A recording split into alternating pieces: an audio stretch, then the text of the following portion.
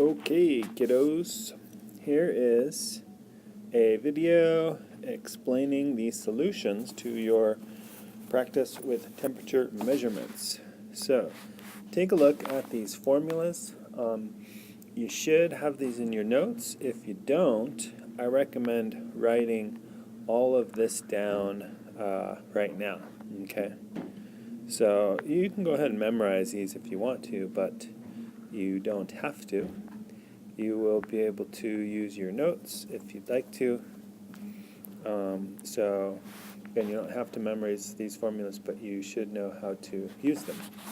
So notice how I have, instead of 9/5, I've written that as 1.8. 9 divided by 5 is 1.8.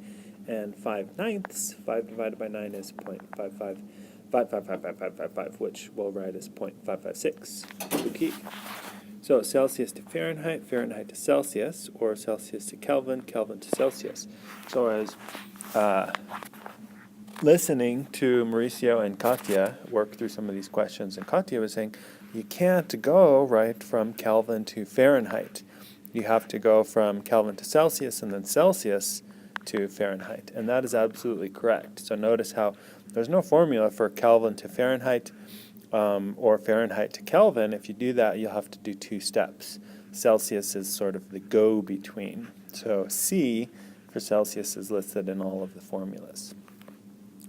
Okay, these are definitely calculator type questions. So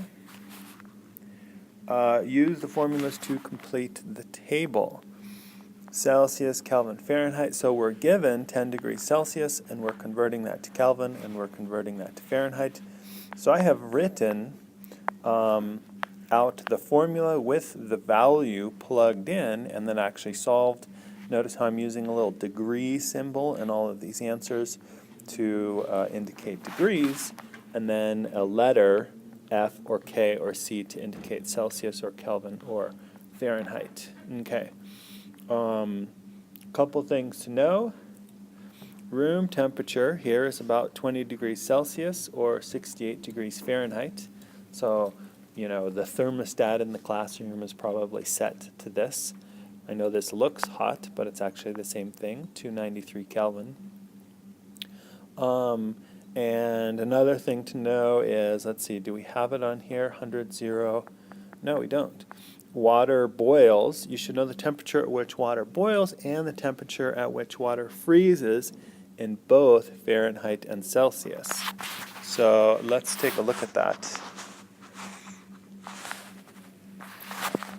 So for boil,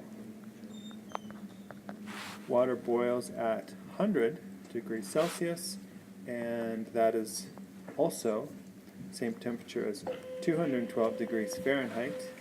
And water freezes or melts, so ice melts and water freezes at the same temperature.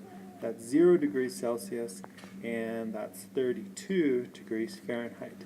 So these things, sorry to say, I just want you to kind of memorize this if you don't know it.